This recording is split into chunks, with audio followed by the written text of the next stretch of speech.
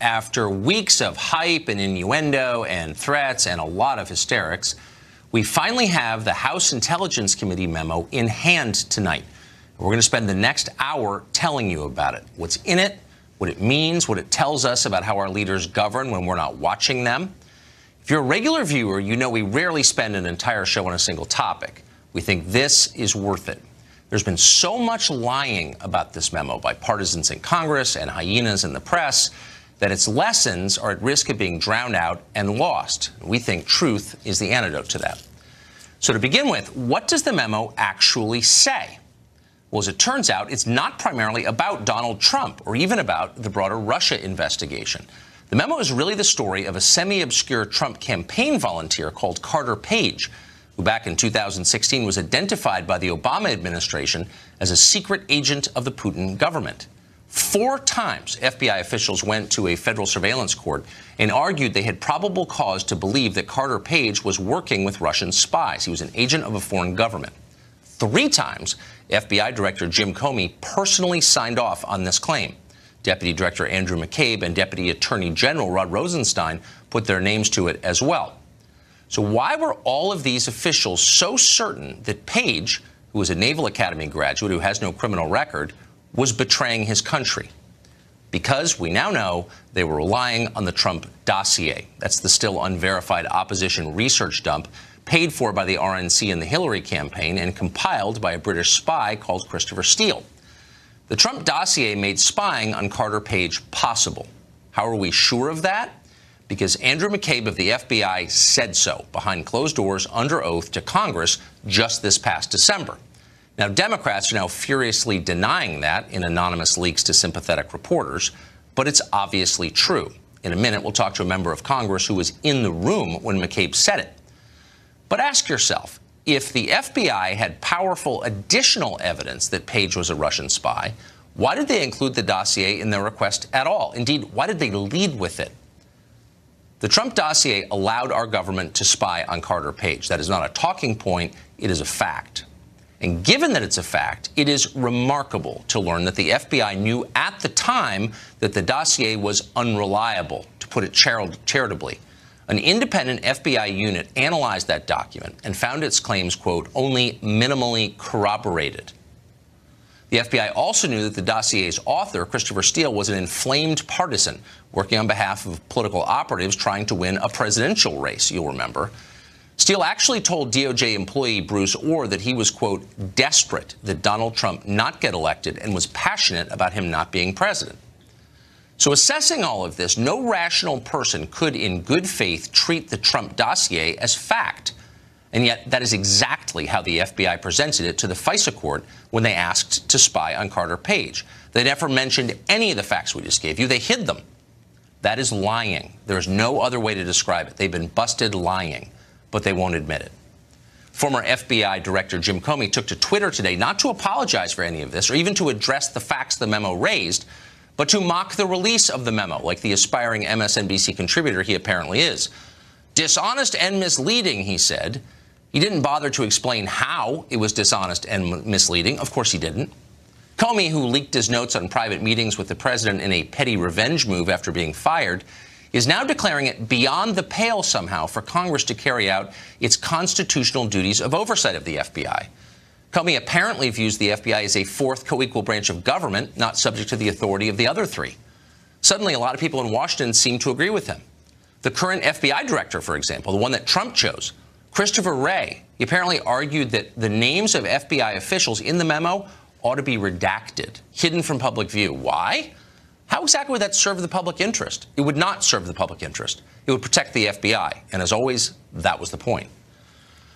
All of this should make you nervous. The dishonesty mixed with self-righteousness. Looking back, you wonder how many people at the FBI ever even believed, just for a moment even, that Carter Page was actually a Russian agent. They clearly don't believe that now. If they did, Page would be in handcuffs. Yet he's still a free man, though his civil liberties have been violated and his reputation has been destroyed. Democrats could not care less. They're still pretending that somehow Carter Page hurt this country. They know that's a lie, but Page himself or what happens to him in the future is all irrelevant to them. If he can be used to destroy a president they hate, they are happy to use him. even if he is crushed in the process. And that may be the real lesson of this memo, and it's the reason we're spending an hour on it tonight. 10 years from now, Donald Trump will be gone, and Democrats will have forgotten that they once pretended to fear Russia as a threat to our democracy or whatever. But our law enforcement and intelligence agencies will remain as long as this country stays intact, and we have got to trust them. We give them incredible powers, awesome powers, including the power to take human life, the most basic of all. We allow them, by the way, to operate in secrecy because they tell us they must. In exchange for all of that, we ask them to operate with integrity, to prove to us that they haven't become tools of a political regime, because always and everywhere, that is the temptation. And unfortunately, it looks like it just happened here. Joe DeGenova is a former U.S. attorney for the District of Columbia. Tom Fitton is president of Judicial Watch. Both have been following this from the very beginning, and they both join us tonight. Joe, first to you, what jumps out of this memo now that we have it? Andrew McCabe's testimony that but for the dossier, there would have been no application to the court for a warrant on. So Democrats are saying on background, no one, I don't think, has come out and said it, but are saying that's not true. He never said that. It's true. I've confirmed it with people who were in the room. But what it does show us is that everything we have suspected, and that was on the public record from the FISA court ruling and all of that, shows us that, in fact, senior DOJ and FBI officials not only lied to the American people, but they lied to a FISA court repeatedly over a number of months about what they knew to be false information and inadequate information being provided to a very secret court. It's a disgraceful period in the history of the department and the FBI, and James Comey and Loretta Lynch and all the people involved in this have performed disgracefully and unconstitutionally, which is even more important. Tom Fitton, what jumps out at you? The dossier is central to the Russia collusion theory targeting Trump, and that's the basis for the appointment of Robert Mueller. So you've got the corruption associated with the FISA surveillance, you've got the corruption associated with the FBI and DOJ working hand in glove with the Clinton campaign to push this narrative beginning in the summer of 2016, and it all led to the appointment of Robert Mueller. There is no Russia collusion story without the dossier, and we now know and have confirmed 6 ways to Sunday there was nothing behind it. So therefore, why is there a special counsel investigation? That is a good question. So what would help a lot, I think, and would answer basic questions, would be the declassification of a number of subsequent documents, including at least part of McCabe's testimony before the House Intel Committee, but also at least parts of these FISA requests. Are we going to see those declassified? Yes, I think probably eventually. What's interesting about this, you know, the Democrats were complaining that the release of this 4-page memo would compromise sources and methods. It would destroy the ability of the American intelligence community to collect intelligence. All of that is obviously nonsensical when you look at the memorandum.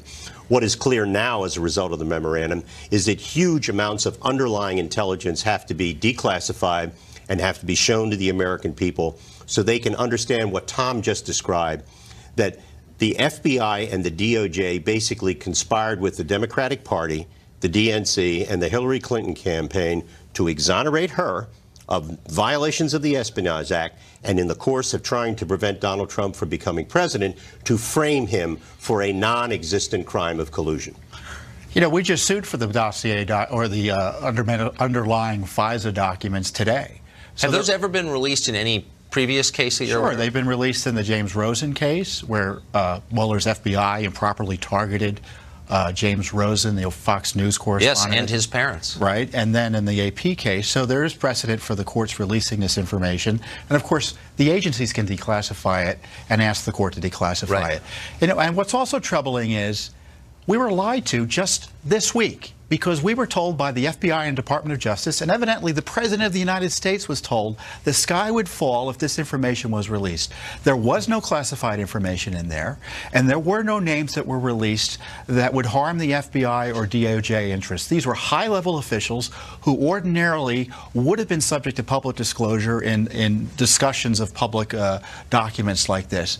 Why was the department? Why were they trying to railroad President Trump into keeping this document secret? Because they were protecting themselves. And then it comes out and they're trying to say it's no big deal. Right, or that you're unpatriotic for asking questions. So finally, Joe, this raises, I think, concerns for every American of all political postures about the behavior of the FBI. Are there any elected Democrats you know who are saying, you know, we should find out how our government is behaving. No, and in fact, it's really quite sad.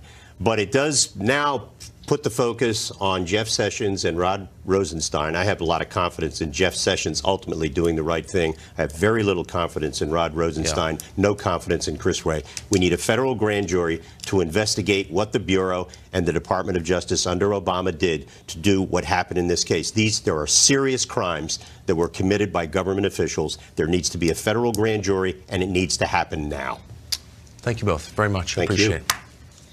Congressman Lee Zeldin is a Republican who represents the state of New York. He says he wants the memo supporting evidence released right away. Congressman, thanks a lot for joining us tonight.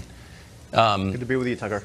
So you say that the documents we were just talking about, for example, the evidence the FBI brought to the FISA court to justify spying on this American citizen, Carter Page, ought to be released to the public. What's the argument against that? The argument against it would be that there could be some information over the course of the FISA application as you're reviewing all of the documents that will include sources and methods that may need to get redacted. In the effort to argue against providing any of the related material that was sourced, some might say that we shouldn't be releasing any of it. The counter argument that I would provide, though, to that is that anything at all that can possibly be released to the American public, it's one thing when you read the majority memo that was released today. It's another thing when you get an opportunity to read the Schiff memo when that comes out.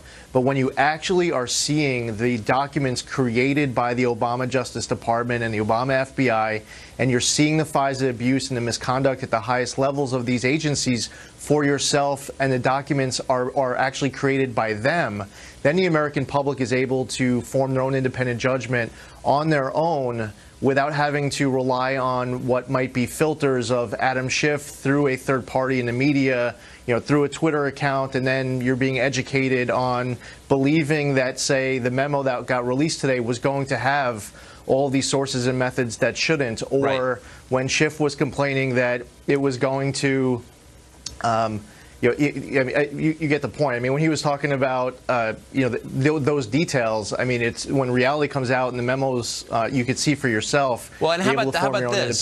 So quickly, the thing that Democrats are pushing back against tonight is really the pivotal line in the memo that says Andrew McCabe, in behind closed doors testimony to the Intel Committee, said the memo was the basis, the dossier was the basis on the subject. And so that raises kind of a more basic question, which is, why is this question, when and how and for what reason the U.S. government spies on its own people, why is that so rarely debated in public?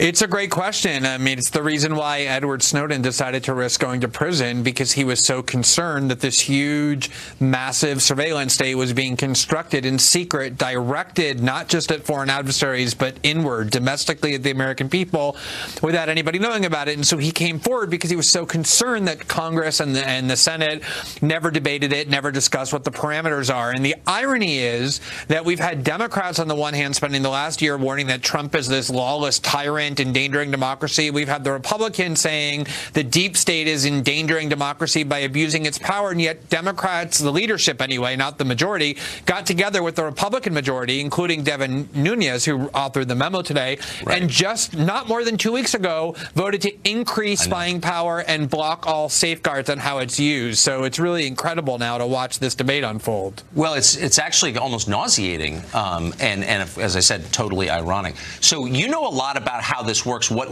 is legal and what is not legal. What does the U.S. government need to show to a judge or a series of judges in order to get permission to legally spy on a U.S. citizen? So in order to target a U.S. citizen the way that they targeted Carter Page, which means essentially that they're going to listen to all of his phone calls, read his emails, monitor him digitally, they need to demonstrate to a FISA court, which is a court that meets in secret with just the Justice Department present, that there's probable cause to believe that he's an agent of either a foreign government or a terrorist organization.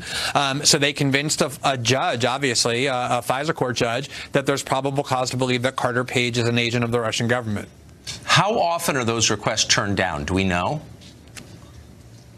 almost never.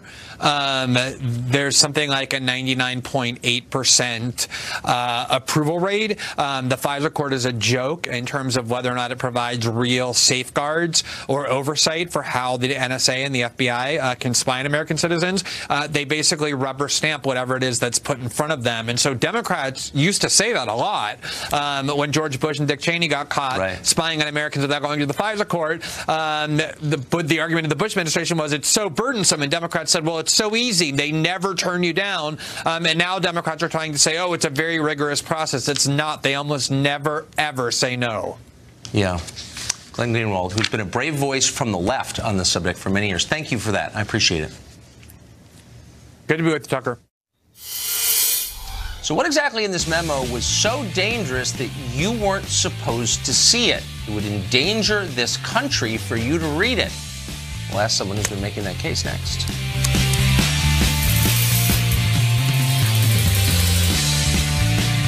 See how Republicans continue to put party over principle.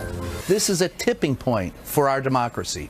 Are we going to be a democracy after today, or is this going to be demagoguery and despotism? Paul Ryan is now no longer on Team USA or on even Team Old Republican Party. He's on Team Nunes, which means he's on Team Trump, which means to some extent they're advancing in some sense the interests of Russia. Ask questions and you're working for Putin. Well, there's particularly a meltdown over the release of the FBI memo by the hyenas in the press. Why is that? Why shouldn't we have been allowed to see it? What's wrong with a little transparency? Chris Hahn, a former aide to Senator Schumer and radio show host, joins us tonight. So, Chris, it's a super simple question. Why should I, as a taxpayer, a voter, an adult man, if Democrats had their way, I wouldn't have been allowed to see this. Why? I think that the big problem with it wasn't just that they didn't want you to see the memo. They wanted Well, they didn't want me to see it. Well, why didn't they want me to see it? Well, they wanted to have some balance. They wanted to see the source documents released so that people could make their own judgment. That's and they not wanted true. their memo released as well. Look, I've been reading this memo all day, Tucker. You know, so they didn't want the source documents released. That's factually untrue. They could release them right now. For example, the testimony of Andrew McCabe before the Intel Committee is a source document. The request to the FISA court, those are source documents. Democrats don't want those released. Of course they do. Oh, really? Then why haven't they? Come on now. I've talked to you about this last week. These are the exact things I said last week about this document. Let's see all the documents. Let's see the source document. Well, then we're in agreement there, and I think that we will. Yes. And I'll be interested to see who stands in the way of that. Right. But up until today, Democrats have stood in the way of releasing this. Now, if you think that there is libelous material in here, factually inaccurate material that libels somebody, tell me. If you think it imperils American national security, tell me how. Right. But in the absence of those two factors, I have a right to see it. Why would Democrats stand in the way of that right? You know what? I've been reading this all day, and it kind of reminds me of when Geraldo Rivera opened Al Capone's vault. There was a lot of hype, and then there was nothing in it. I don't know. Well, then why would Democrats then why would Democrats, if there's nothing in it, every Democrat in the House had a chance to read this, every single one. Right. Why would they, having read it, tell me that I'm not allowed to see it? I'm confused. You're making two arguments that contradict one another. Let me tell you something. I'm watching this document now. I'm looking at this document now. They probably should have just said let it out because it proves nothing. It doesn't endanger the Russia probe. It actually shows that Papadopoulos was under surveillance for good reason. There's a lot of things in there that actually prove the case that a lot of Democrats have been making. I'm not here to rebut. Look, I'm not here to rebut the rationale for the Russia probe. That may be another show. But this memo doesn't speak to those things. You're right. I said it at the outset. Right. What it speaks to is the surveillance of an American citizen called Carter Page, who graduated from the Naval Academy and has in the years since shown no evidence at all that he's working for the Russian government. That's not true. That's not true at all. Okay, Carter Page has been under surveillance by the FBI since 2013 when he was approached by the Russians, and he was told that he was being recruited by the Russians. But you're missing this. Hold on. Yeah. There's no evidence. I'm not saying he wasn't surveilled. Indeed, he was surveilled. That's the point.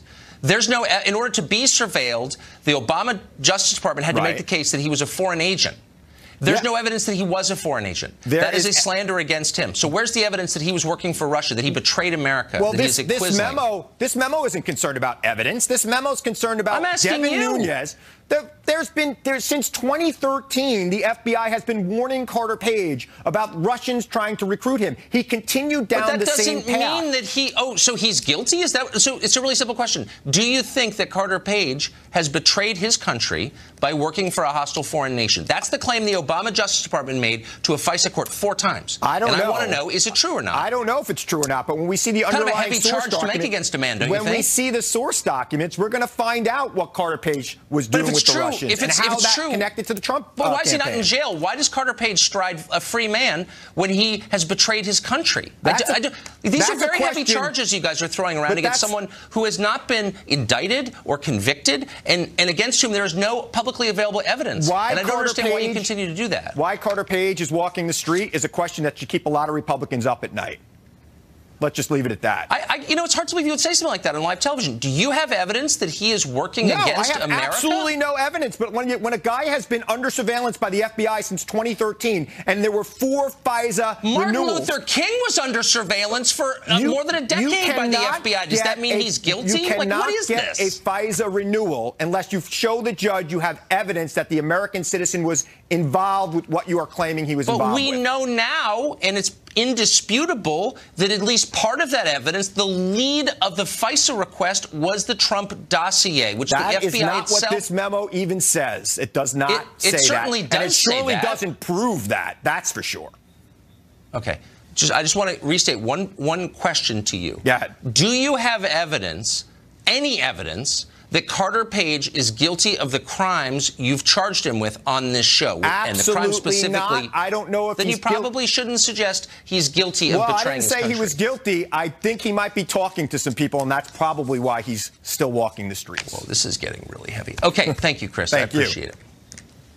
Could even more documents be on the way? A renowned law professor explains whether today's release could set a new precedent for transparency where you might have a tiny shot of understanding what your government is doing in your name. Stay tuned. More out of your water. Get Zero Water. We're spending all of tonight's show on a single topic, something we rarely do, but we think it's worth it. We're still unraveling the contents of today's FBI memo. Some are already calling for even more documents to be released. Could declassifying this have set a new precedent for transparency and given you a better sense of what your government is doing? That's the hope. Jonathan Turley is a professor at George Washington University, and he joins us tonight. Jonathan, thanks a lot for coming on. Thanks. So this was the explicit concern of the agencies, including the Department of Justice, in releasing this memo, the Nunes memo. If we release this, we're going to have to start telling the public a lot more about what we're doing, and we don't want to. Will they have to? Well, that's what's most disturbing about this. Regardless of the content of the memo, you have this disconnect between what the FBI said, what Democratic members said about the release of this memo. Those of us who've been working in national security cases a long time expected there to be some type of footprint of sources and methods. There wasn't. This thing wasn't even remotely classified. And that really concerns a lot of us because it's the use of classification laws for tactical purposes. That if you look at what the FBI said, they said, we want this thing to remain classified because it's inaccurate due to omissions. Well, that's complaining about how the facts are being portrayed, not that they are classified. And many critics have said for years that the FBI and other agencies have been classifying material to avoid embarrassment. And this may be the most public and relatively rare example of that. There's nothing remotely in this memo that justifies the rhetoric used by Minority Leader Pelosi, Ranking Member Schiff. They all said that there would be dire consequences. And the FBI director and the FBI said that there would be grave, problems that would arise with the release. And then you look at the memo and it's sort of an empty grave. So the Freedom of Information Act, as I understand it, says unless government has a compelling reason to keep something secret, it has to release everything, unless it can show it shouldn't, because it belongs to the public. But it seems in Washington the instinct is the opposite. Everything is classified unless there's political pressure to declassify. I think that's right. I think one thing that we should be able to agree on is take a look at this memo. Anyone looking at this memo can see that it was written to avoid sources and methods. It's basically what we had already heard, with the difference is that there was discussions of testimony and other details, but there's no disclosures of new sources. It was confirming that the dossier was a critical part, if not the determinative part, in securing that FISA order. So the question returns us to, why did all these members say that this would jeopardize national security. We can have disagreements about what to do with the FBI. We should not have disagreements about something like this. When you say that there's a national security risk about a document being released, and it is something of this kind that doesn't have any sources of methods or sensitive information, it's a problem, because that's lying to the American people. No, that's exactly right. And we actually have a member of the Intel Committee on in a minute. I'm going to lead with that question right there. So thank you for that. Thank you. Jonathan Turley. Just how big a scandal are the revelations we read today? One former FBI official thinks it's a profound problem for the country. He joins us next to explain why.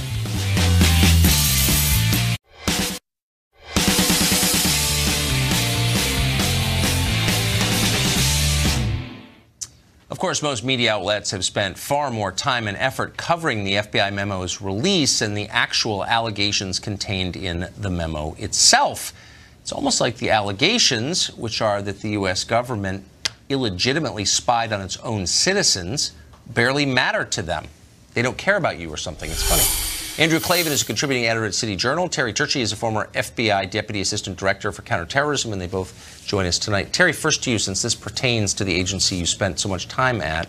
You're hearing people on other channels, there's almost a chorus of it, and it's becoming almost hysterical, I would say, that people who are interested in seeing this information or have questions about the FBI are unpatriotic, that they are insulting the men and women of the FBI. Do you think that?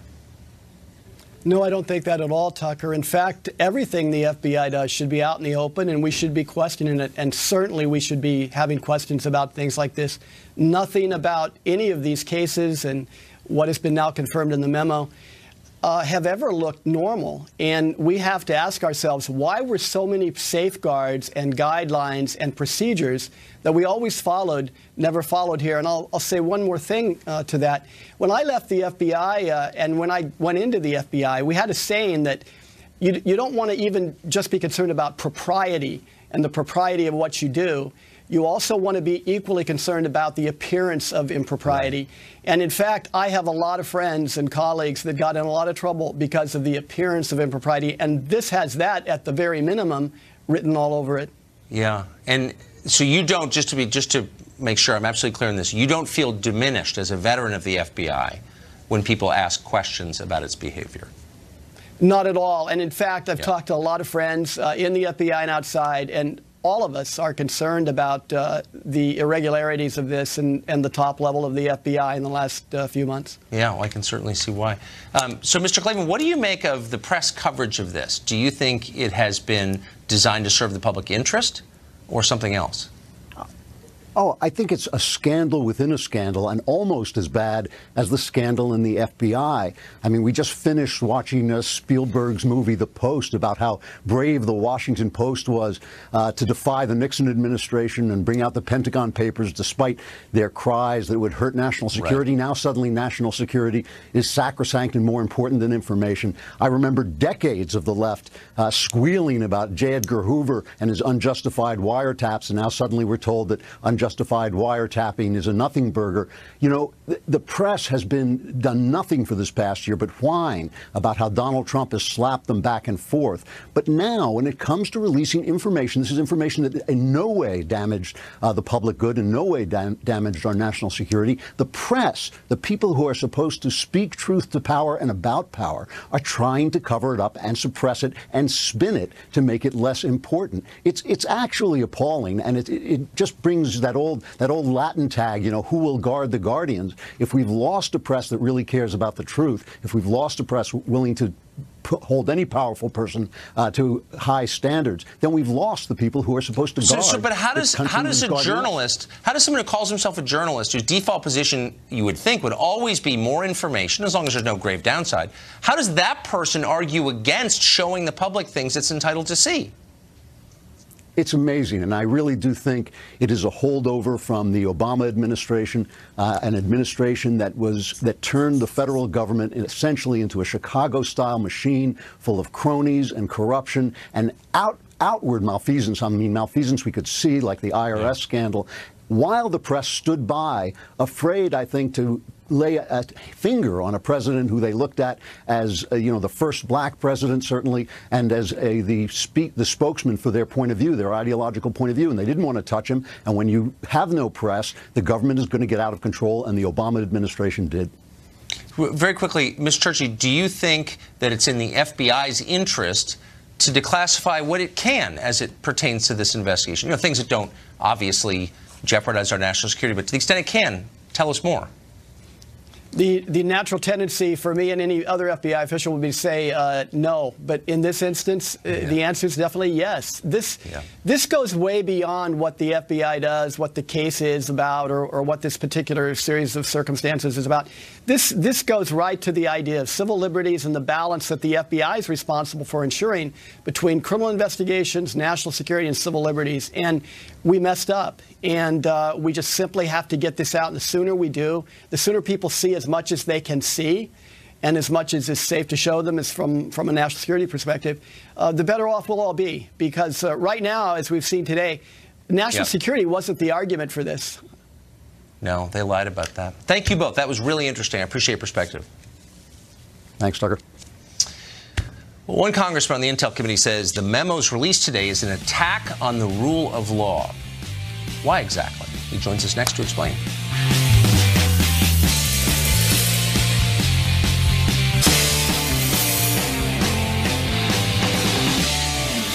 If he were to release that memo, he would not only be endangering our country, but he would also be violating the rules of the Congress of the United States. The release of this memo is really reminiscent of the darkest days of the McCarthy era.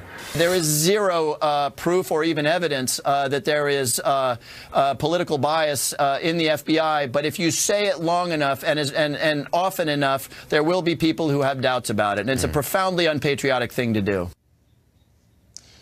You're not patriotic if you want your questions answered. Democrats are lashing out. That's not even strong enough. Something profound is happening here. But they're very upset by the release of the FBI memo. Minority Leader Nancy Pelosi said President Trump, quote, just sent his friend Putin a bouquet. Many have said similar intemperate things, including Democratic Congressman Eric Swalwell of California, who joins us tonight. So, Congressman, many Democrats, including Democratic leaders, Pelosi and Schiff, to name two, said before this was released that its release would jeopardize American national security. That turned out to be a lie, provably, because there's nothing in this that was classified. In fact, it's no obvious reason it was classified in the first place. So why would they tell us that when they knew it wasn't true? Good evening, Tucker. You should be concerned about this, too. It does reveal sources. You should read the memo. Just because you knew the sources beforehand because they were reported on doesn't mean we acknowledge them in ongoing investigations. So please be precise about how please be precise about how it jeopardizes our national security, because a lot of us are concerned about doing that, and I would never want to play any role in doing that. And that's why it's such a serious charge. And that's why when you make it, you have to back it up. You're playing a role in doing that right now. Well, tell me how. You're playing a role. Because we don't acknowledge sources in ongoing investigations. What source are you talking about, and how does that imperil our country? Well, the memo goes into Papadopoulos and Page and others that you only knew about because they were reported on, not because they were acknowledged. I knew about because Papadopoulos was indicted, and the memo came out today. So just explain to me how you just accused me. I think it's fair to ask you to be very precise in explaining how I'm doing that. So please do. The larger danger that you're doing, and not the others larger are doing, danger. You just accused me. Slow down. You're you just using accused the police I'm not going to let you go on this. I'm not going to let you go. Yeah. You just you got two choices. You can either apologize and take it back, or you can explain it. I think it's fair to ask you to explain what you meant when you said I was. Yeah. How does that jeopardize our country's security? Because we don't reveal the sources in ongoing investigations. Tucker, right now in every police station in America, been revealed, how Tucker, are we let me finish. Let me finish, Tucker. In every police station in America, the police are interviewing a suspect, and you're suggesting that we should give the suspect the evidence before we ask them the questions. Who's but the this suspect? Is about the rule of law. We're trampling over the rule of law in this country. But they gave the White House evidence in the Russia investigation. The White House are subjects of the Russian. I'm talking about me. Hold on. I'm talking about me as an American citizen who got a chance to read this much talked about memo today, and I listened to people like you tell me, and now explicitly tell me, that I'm hurting our country by reading it. And I want to know how I'm doing. You're also hurting our country by not acknowledging the rule of law has been run over. They're using the police to attack their enemies. I'm sorry. One death penalty offense at a time here. One serious crime at a time. So I don't still understand. like you, Tucker, you don't but I have think an you're wrong answer, on which this is one. why you're not answering my question. But I would gave you a bunch of answers, not Tucker. making. No, Yeah. I have literally you don't no like idea the what you're answer. talking about. That's the problem. Then why don't you don't try like this the one? answer? We know from this that Carter Page 4 times was described by the Department of Justice, by the FBI, as an agent of a foreign power, Russia. 4 times. So the question to and in you 2013 as well. He was not accused of that in 2013.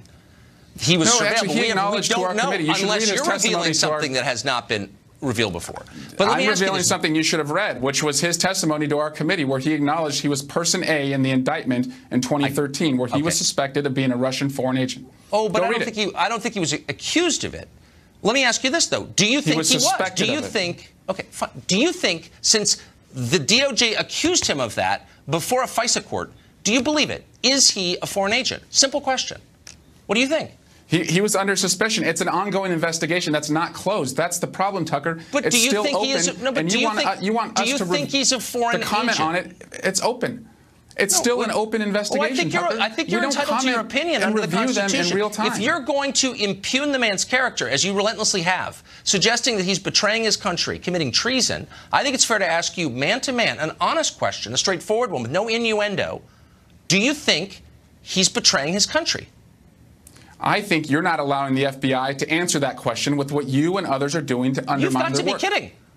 All I want is for my questions to be answered. I sit here, an open, willing repository for all information, including your memo, including the documents that supported this memo, including the testimony So you support our before memo your coming committee. out? I want to be clear. Of course I do. Are you kidding? Support our memo coming out? Of course I do. Absolutely I do. I support we should talk all about it next week. information that gets to the truth. Invite me back. What I don't support I'll be in Washington. what I don't support is making reckless allegations about other Americans that you cannot support, as when you said I was harming our country's national security, and as when you suggested Carter Page was betraying this nation.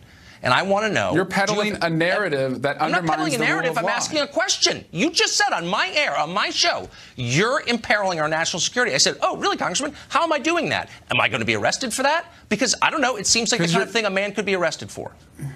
Yeah, these are important times in our history. Either you are supporting those that are undermining the independence of the Department of Justice and the rule of law, or you're standing firm and saying this is wrong. Tucker, I wish you were on my side because I think you know better. I'm not sure what the hell you're talking about.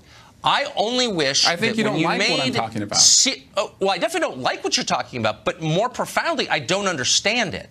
And when you accuse someone of committing a crime for which people are arrested, why don't you game it out for me? Tell me one thing that I have said that you think makes all Americans, including my children, less safe.